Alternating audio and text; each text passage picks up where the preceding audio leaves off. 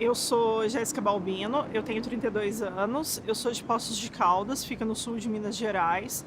Eu sou jornalista, produtora cultural, sou mestre em divulgação científica e cultural e eu pesquiso já há uma década e meia hip hop e literatura marginal, agora mais recentemente com foco na produção feminina, na produção LGBT, enfim, na produção ainda mais marginal, no viés ainda mais marginal.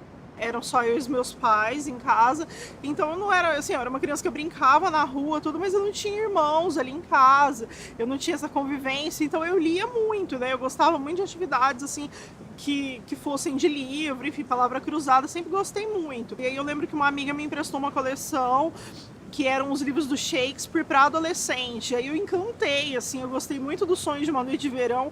Eu li e reli várias vezes e eu achei fantástica a história. A primeira vez que eu li numa sentada só. Eu falei, nossa, que livro bacana. E quando eu conheci o hip hop, que eu adentrei nesse mundo, foi indo na biblioteca do bairro. Eu lembro até hoje que eu estava indo devolver um livro do Jô Soares, que é o homem que matou Getúlio Vargas.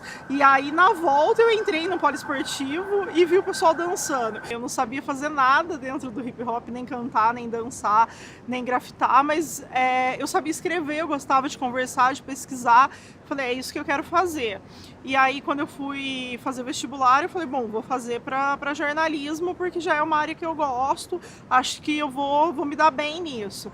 E aí, eu continuei pesquisando. Na minha formação em jornalismo, foi em 2006, eu fiz um livro-reportagem sobre o hip hop, e aí eu não parei mais, assim, de pesquisar. E eu comecei a frequentar saraus com mais regularidade, a vir de Poços a São Paulo para estar nesses espaços. E aí eu conheci muita gente, participei de algumas antologias. Em 2010 eu fiz um livro que aí eu misturo um pouco dessa pesquisa com o hip hop, com o jornalismo e com essa vivência. É um livro que saiu pela editora Aeroplano, do Rio de Janeiro. E aí eu conto um pouco sobre isso. E acho que ali foi meio que uma entrada, assim, mais nesse viés acadêmico. E no mestrado eu sempre quis continuar estudando, mas eu sempre quis pesquisar alguma coisa ligada à literatura. Na verdade, a pesquisa era sobre os autores no geral e como eles reportam o cotidiano periférico através dos saraus, através das poesias, das publicações, até mesmo das redes sociais. E numa conversa com a minha orientadora, eu comecei a falar das mulheres e da produção das mulheres. E ela falou, por que você então não faz sobre isso? É muito mais interessante, ninguém nunca fez, tem mais a ver com você. E foi aí que eu passei a pesquisar isso em 2014. E aí, desde então, assim, foi uma loucura. Eu fiz um documentário, virou um blog, foi se desdobrando em projetos mil, assim, saindo da academia e passando por curadoria, por várias coisas, o que é muito legal, né? Porque você sai só desse ambiente acadêmico e leva isso para a prática também, devolve também para quem estava sendo pesquisado um pouco do que, enfim, do que foi abordado, do que foi ouvido.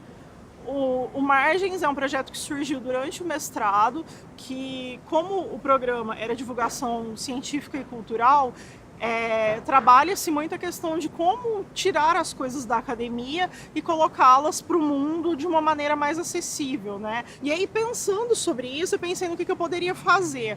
E aí eu falei, bom, como jornalista, eu posso fazer uma reportagem. Então, eu sempre tive a ideia de fazer uma reportagem em algum formato que ainda não estava claro para mim. Quando eu comecei a tentar entender quem eram essas mulheres, e aí eu recebi um volume muito grande de informação e de dados, e era muita gente, para organizar eu fiz um formulário online, e aí eu falei, bom, vou fazer um blog, deixar esse formulário, e essas mulheres entram lá, e se quiserem elas podem se mapear. E aí nesse mapeamento, eu recebi uma enxurrada assim, de informação. 425 mulheres se automapearam num período curto de tempo. E eu falei, bom, eu vou manter esse blog.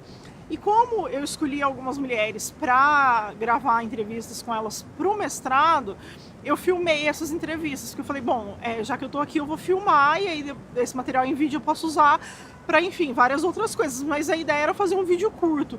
Quando eu fui editar, eu tinha muita coisa, porque eram 19 mulheres, e aí virou tipo um doc, tem 1h06, e aí então o Margens acabou se tornando esse blog, esse documentário, para quem tiver interessado, enfim, para quem quiser conhecer, e abre esse diálogo. Você tem a chance de trazer também quem está na pesquisa enquanto autor, enquanto objeto, para dialogar também, para falar por si, né? Acho que o documentário é muito isso, porque As autoras falam por si. Muita gente pergunta se a academia, em algum momento, ela foi castradora do projeto, se, né, o cânone não barrou toda essa literatura marginal. Então, e não aconteceu isso. Eu não sei o que aconteceu no seu programa que eu tava, se são as pessoas que eu convivo, mas todo mundo fica muito encantado. É basicamente isso, assim.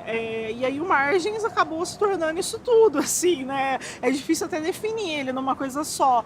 Mas eu acho que ele é um projeto, né? Ele é um projeto que contempla isso, contempla o jornalismo através do blog, contempla curadoria e mediação, enfim, de eventos e até assessoria de algumas autoras, assim. Eu fiquei até muito feliz e surpresa com isso, porque todo mundo fala, nossa, que legal, nossa, que bacana, mas conta mais. E aí sempre surgem convites, assim, para estar também na academia falando mais sobre isso, para levar essas pessoas. Então eles querem ver as meninas declamando, eles querem ver essa literatura, eles querem comprar os livros. Então eu acho que fomenta a cena, eu acho que é um ativismo que atua muito na prática também, porque você tira também de falar só para os seus iguais e fala para outras pessoas e que estão tão interessadas quanto e que compram os livros e que vão aos eventos. Então eu acho que você cria uma ponte mesmo, eu vejo muito como ponte. Eu não consigo dissociar assim, hoje eu tô acadêmica, hoje eu tô ativista. Não, eu tô sempre ativista dentro da academia, fora dela, eu tô sempre militando em várias causas.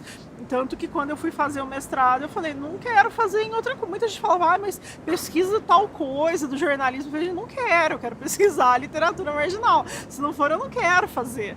Então, é muito isso, assim, também. Às vezes, essa marra, assim, de ser militante, tudo, acaba sendo um vetor, né? É um vetor de carreira, mas é positivo.